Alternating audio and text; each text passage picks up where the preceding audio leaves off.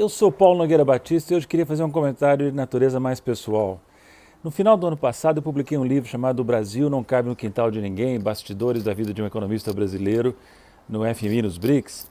É a minha obra mais pessoal das que publiquei, superando inclusive a minha obra anterior, de 1988, a minha preferida até então, que se chamou O Brasil da Crise Brasileira, a Moratória Brasileira, publicado em 1988, que relata a minha participação no governo brasileiro nos anos 80 e, em especial, a minha participação na polêmica decisão de suspender pagamentos da dívida externa a bancos estrangeiros, decretada em fevereiro de 1987. O meu livro de 2019, a meu ver, supera o de 1988, basicamente porque hoje escrevo melhor do que escrevi aos 33 anos. Na época eu não sabia expressar sofrimento, relatar episódios, hoje sei. Muita coisa piora com a idade, mas a escrita não necessariamente. E eu hoje escrevo, acho melhor do que escrevia naquela época. Por que estou dizendo isso? É que livros escritos dessa maneira, com o coração, por assim dizer, demandam, em primeiro lugar, no meu entender, a atenção dos amigos e da família. Dos amigos não tenho o que dizer, não tenho o que me queixar, mas da família, poucos leram, poucos se interessaram. Não vou dizer mais nada para não agravar problemas familiares políticos que remontam às passeatas pró-impeachment de 2016, na época em que eu residia na China e acompanhava estarrecido os acontecimentos no Brasil. Falo e não chego onde queria chegar. O livro mais recente teve sucesso, sim. Já é o mais vendido dos livros que eu escrevi, o que não quer dizer grande coisa, porque nunca fui um grande best-seller. Em janeiro deste ano, a editora Leia teve que publicar tirar uma nova tiragem às pressas de 3.000 exemplares, porque a primeira edição de 7.000 ameaçava se esgotar. Veio a pandemia, atrapalhou tudo, mas eu já estou pensando numa segunda edição corrigida com elementos inéditos, aproveitando um trabalho que eu estou fazendo em inglês, elementos de um trabalho que eu estou fazendo em inglês para a Universidade de Boston. Mas como eu ia dizendo antes, o livro O Brasil não Cabe no Quintal de Ninguém não teve grande repercussão na minha própria família. Com exceção da minha irmã, Isabel, que mora na Alemanha, a maioria não leu. Alguns leram partes, não gostaram muito.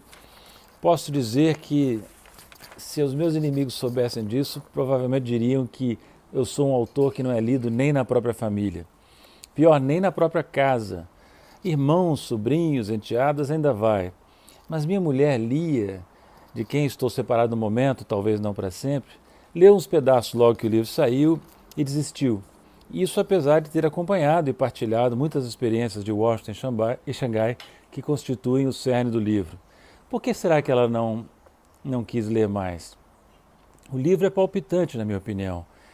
Não vou tentar aqui resumir os embates mais sangrentos ali relatados. Por exemplo, a maneira como eu entrei em conflito com o então ministro da Fazenda, Joaquim Levy, em 2015, dada a propensão do ministro a transmitir recados do secretário do Tesouro dos Estados Unidos, o seu homólogo no governo americano, ou como eu quase caí do cargo no FMI por causa da minha defesa arriscada da Grécia, ou ainda as perseguições que sofri dentro do FMI por conta do meu empenho talvez excessivo nas reformas do Fundo Monetário Internacional, e também a maneira como eu fui destituído de forma ilegal do meu cargo de vice-presidente do Banco de Desenvolvimento estabelecido pelos BRICS em Xangai. Então, não é um livro apenas para economistas, nem primordialmente para eles, mas nada disso pareceu motivar meus familiares, nem mesmo um irmão meu que se chama João e que é também economista. Mas em particular não interessava a Lia, que tinha justamente vivenciado parte da história, embora tenha ficado menos do que eu queria em Washington e Xangai.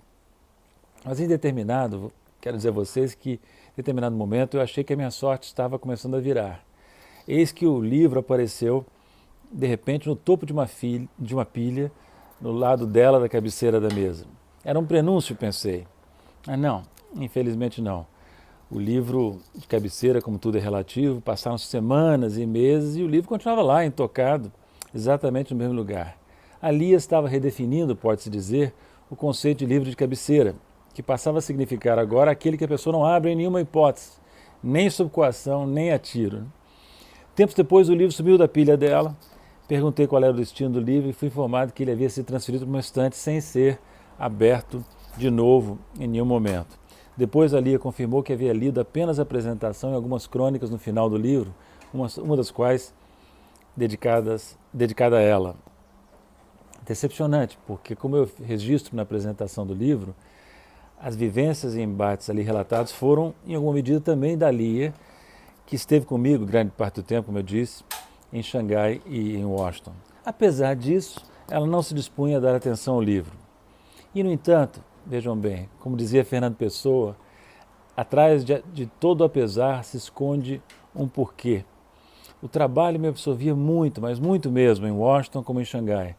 O comentário mais interessante e sentido que a Lia fez sobre o livro foi que a sua relutância em se dedicar à leitura se devia justamente ao fato de o livro trazer à memória dela momentos de solidão, de momentos tristes, onde ela ficava meio que abandonada, longe de casa das filhas e dos netos, em países estrangeiros cujas línguas não sabia ou não dominava bem. Como dizia o filósofo Ludwig Marcuse, o tempo não cura nada, apenas tira o incurável do centro das atenções.